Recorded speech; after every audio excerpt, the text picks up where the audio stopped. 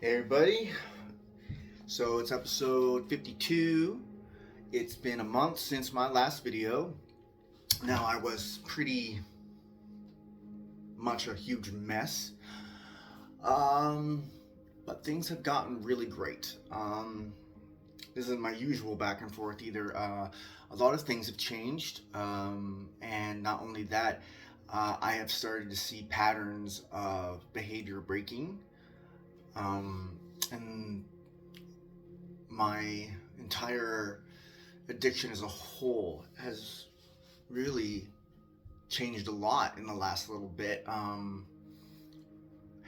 made some major life changes, and so let's start with my previous recovery schedule. So last time we talked, I was, I moved out of town. I was isolated. I wasn't doing anything for my recovery. I backtracked hard.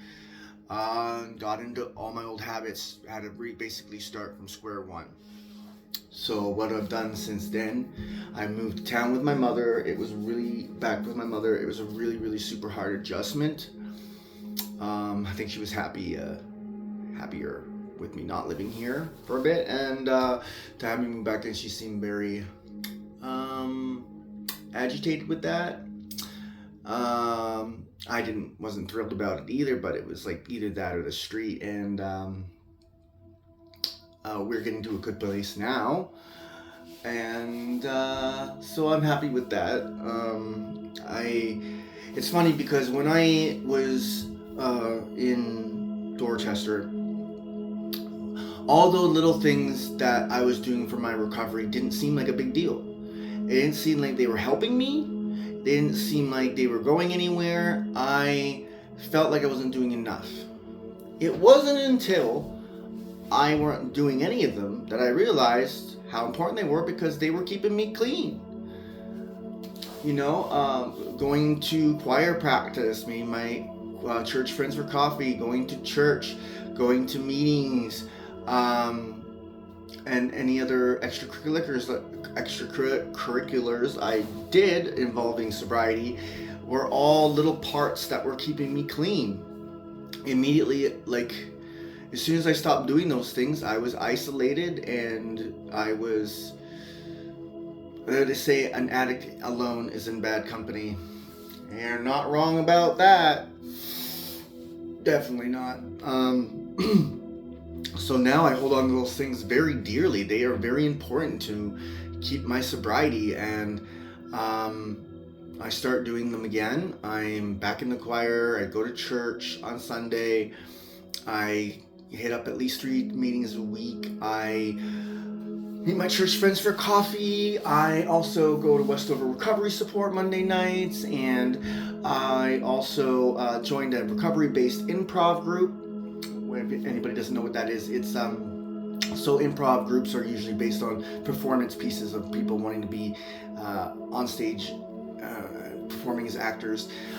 This is just takes that aspect out kind of, and it's more towards mental health and living with mental health, how to be in your mental health, talk to people about your mental health, and just living with it more comfortably kind of thing. It's pretty awesome, actually. I really much enjoy it. And in my videos, I make TikTok and YouTube videos, funny videos, so things that eats up bits of free time that I would be otherwise overthinking or using, and they're all positive distractions. All I'm trying to do is positively distract myself from using again, right? And I also got a sponsor again, which is helpful. We have constant everyday contact, and even though we haven't started doing step work yet, it's just not the right time. I still have a little bit of brain fog that's taking a bit to dissipate, but eventually we'll get there again. My life is pretty freaking great today. I've been pretty consistent. I set goals, so when I said go back to square one, so the year I decided to get sober, it took me almost a year just to get off the drugs. I couldn't just stop. I was doing too much, so I had to wean myself very slowly. So then I tried to just use less and less and less and less, and it got to the point where I was almost could go a week. I was going 3 days, 4 days without. It was a big deal for me back then. So then I tried to set for a week. Didn't make it for the first little bit, but eventually I made it a week. And after that week, I set for 2 weeks and took a bit, but then I got the 2 weeks, and then I got the 3 weeks, and then 4 weeks, and then I did use on those intervals. Sorry. But the point is, I still had those goals of having that clean time. It still pushed me away from it a little more over time. So I basically knew that worked for me the first time, so I thought it would work for me again the second time, as I'm now really trying desperately not to repeat the same mistakes and expect different results. We have had enough of that in our lifetime. It's never going to be different. It's always going to be the same. Nothing's ever going to change. We already know this. So, and it is the definition of insanity. So I'm very adamant about not repeating those mistakes. I know that did work for me though, so I implemented the same thing. So I made it my first week. I used, but this time it's different. Pattern breaking. I used in a 24-hour. I got my drugs as I usually do. I didn't go through them as fast as I usually do. For one, instead of doing most of it all at once, within the first so many hours, I split it up and divided it and eased, and then I didn't get any more. Now this is the big part. An addict is an addict because we always want more, need more. We find ways and means to get more, keep the party going. That's what makes us addicts, right? This is the first time I didn't do that. There's been other flukes before. One time, could be a coincidence, but it would just happen the one time. So, but that's a big deal because I'm always that guy that more. Let's get more. We're going to get more. We're going to keep going. Cut to a week or so later, and I'm still going. I can't stop.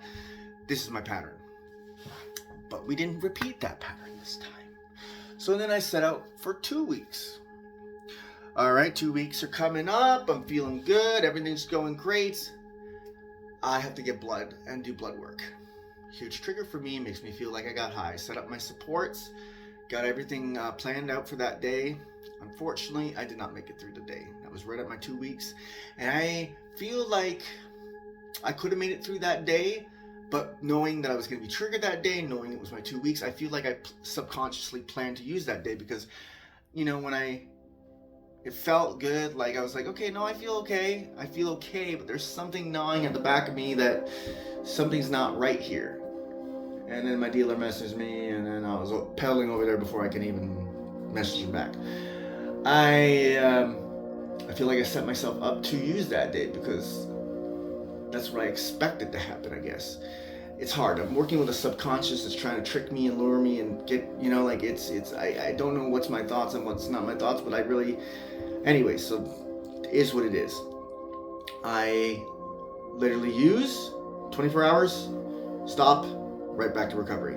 Second time I did not repeat my pattern. This is fantastic news. And even in the week to come, which is usually very difficult for me, made it through the week, no problem. So now we're going into week 2. We're in week 2 of my 3-week where I want to be, and so I'm pretty excited for that. Like I said, those patterns starting to break is it's fucking huge. It's huge. So once could be a fluke, twice maybe coincidence, but 3 times is a pattern. So if it happens again, I can consider that a new pattern and mean breaking out of my old pattern, and that means I don't have to repeat the same pattern anymore. And then that will even lessen and get better and better as time goes on. So that's the goal. Very rarely can an addict come off of drugs this way, but if this what happens, is this what works for me, and this is what takes me off of drugs. I don't care how it happens as long as it happens. So I've been pretty ecstatic with that. I've been also up my counseling appointments. I have 3 counselors. I have my regular addiction counselor. I have a counselor at the native place I go to, and I also have another counselor at from when I went to college. He opened his private practice, and it's covered through Indian Affairs, so I go see him as well. The one at the native place that I go to, Sohack, he's a traditional, more of a traditional basis, very different than any other counseling I've ever done, but we're working through a lot of very deep trauma very quickly, and it's actually been, I notice a whole overall difference in my everyday life. How I am, how I carry trauma. I'm not as prone to cry and upset, emotionally unregulated as I usually am. I'm starting to get emotionally regulated. This is weird. This is new for me. I don't know. I've never been like this before, so this is like stability. What's that? I didn't know I had stability. I could have stability. This is freaking all new. It's a whole new world for me, and I between the 3 of them, I'm seeing 2 counselors a week. I at least have 2 appointments a week. Very rarely 3 in one week. That sometimes happens, and it's a lot. But like I'm working through a lot right now. It's great. I feel great. I feel light. I feel not weighed down with pain and sorrow and darkness and trauma. Oh my God, I felt like that for so long that it feels so weird to not feel like that now, if that makes sense.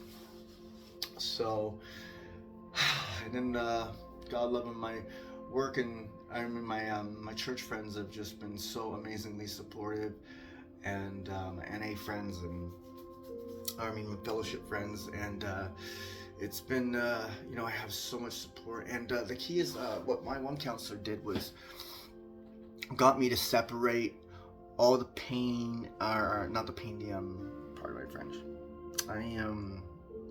the shame, the guilt, and yeah, the pain I put on myself after I feel like I let people down, I let myself down, I'm a disappointment. I always have this, after I use, this cycle, its own cycle of hating myself and being embarrassed and shameful and closed off, and that got me to separate that from my addiction, and it doesn't have to be involved, and I don't have to feel that level of shame, because everybody just wants the best for me and wants me to try my best, and I'm only putting that pressure on myself.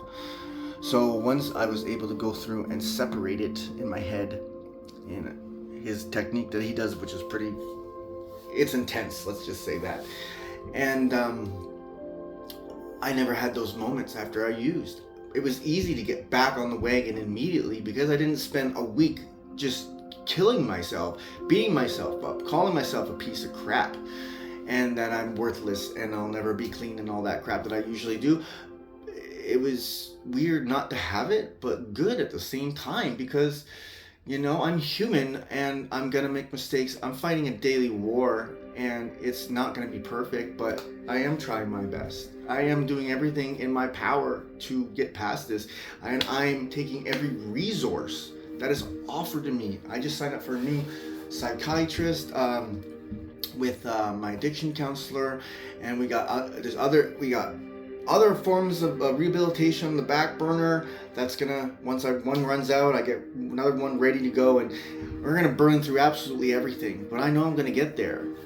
And especially now, I really believe it. I really believe it because I see it happening. It's been like, I've been in recovery now for 3 years. I didn't know how long it was gonna take, but at least I can see those beginning pieces starting to transform, habits starting to break.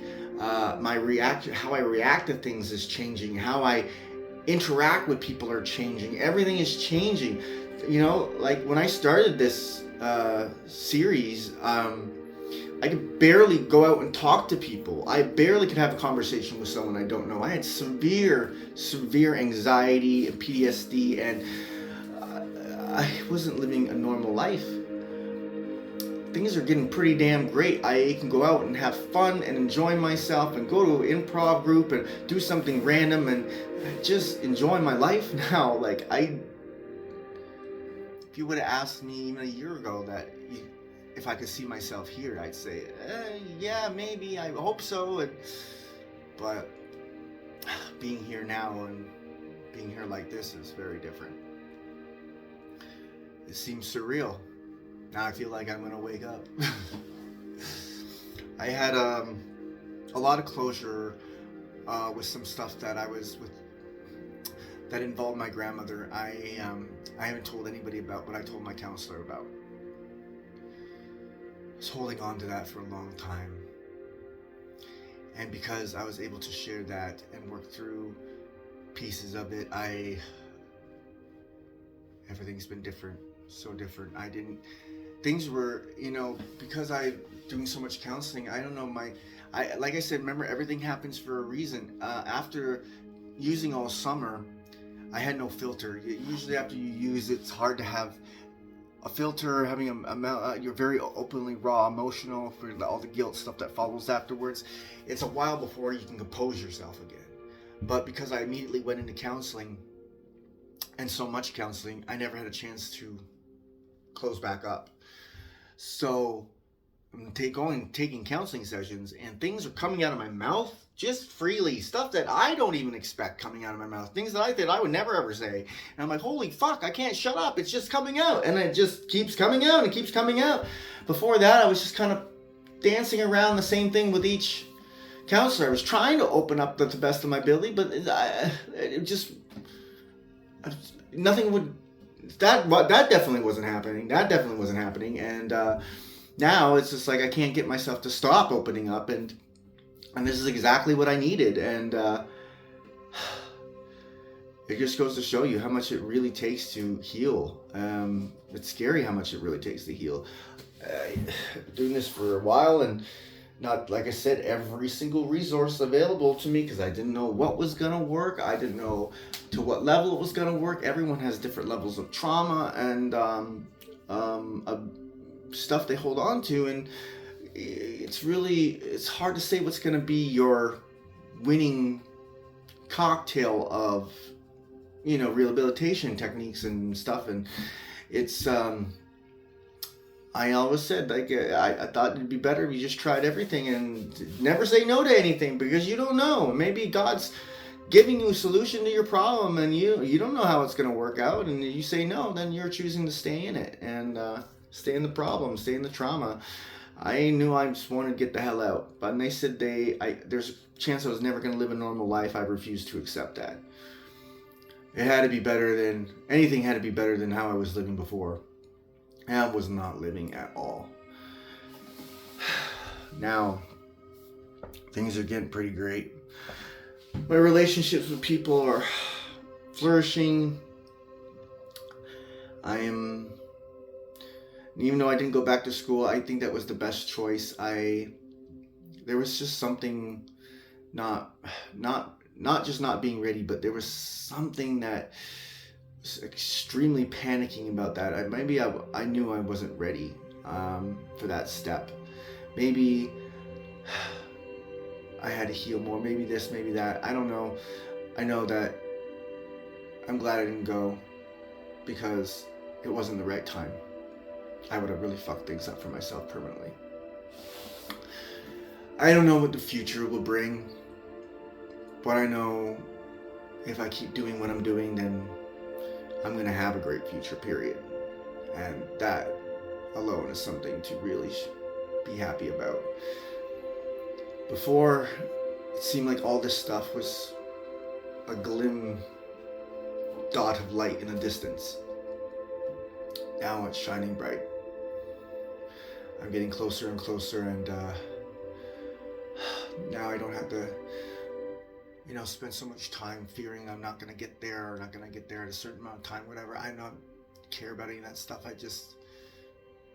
Once you stop worrying about that stuff, it just seems like everything starts changing, falling into place. The stress of worrying about it won't change you, will just keep you from it. And you just gotta let everything happen. You gotta accept everything and expect nothing. As soon as I did that, everything changed. I'm very content with my life, and It may not be perfect, but considering only 2% of meth addicts make it, I'd say I'm doing pretty damn good considering where I came from.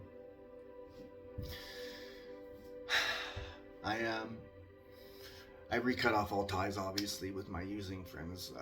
I can't spend time with people that use. I only talk to one person, and I'm just not ready for that. I'm not ready for that disconnection just yet. But he does know that our relationship has a expiry date. I realized that in counseling that addiction is become the dominant part of my personality. It's all I think about. It's all I talk about. It's how I see myself. It's connected to how I view myself, and it's tied into so much of my personality now that I realized that I was scared to let it go.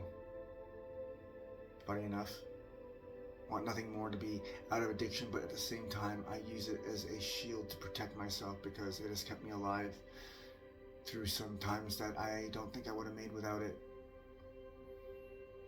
There is time and place for everything, and maybe there was a time where my addiction was needed, but it's not anymore. I'm trying to find peace with that, it's time to move away from it, and it's hard. I realized there's a part of me that sees it as a shield, and I need it in case life tries to hurt me again, and why do I need it to survive like I did before, and all these things that run through my head. And after originally popping up, because as I'm saying these things in my counseling session, I'm like, whoa, what do you mean it's my shield? What do you mean it makes me feel safe? I don't like what's coming out of my mouth right now. But I learned that it's very tied into how I see myself and my self-identity. I don't know who I am without the addiction part anymore. It's such a dominant part of my personality, and that scares me a little bit. I know more than that. I know a hell of a lot more than that. And right now I'm putting healthy pieces and parts in and building a new me. That I understand too. I'm not so much scared of the unknown. That's what somebody told me last night. It's just the fear of the unknown, but I embrace the unknown. I guess I'm just scared of being empty until those pieces are filled. Taking out the addiction and then just like having a lot of parts missing, like a puzzle of missing pieces. I don't know. I don't necessarily think it's the fear of the unknown. I love jumping into the unknown. Now, anyways. Not before so much, but I just don't know I'm complete enough to not have it. But I guess I don't have to worry about that right now. Right now it's still a big part of who I am, and that will fade away, and that's okay. I can't tell you how different I am in my head. Like, granted, I'm still me, but I'm still overthink, and I still ADD and all that stuff, but there's a clarity and but I just, even with the brain fog, that's still, I don't know, I feel overall content. I usually feel very tense and I can't relax. Not fully anyways, and I've been able to I guess, let my guard down more than I ever have in the past, in a long time. Maybe going out of survival mode, just being instead of doing, just letting myself be a human being. So we were talking about last night at the meeting is we're all humans doing, we want to do, it's like we just have to be. Try to just be in that moment. So I think this is one of the best videos I made in a long time. I can't remember the last time it was an emotional wreck in a video.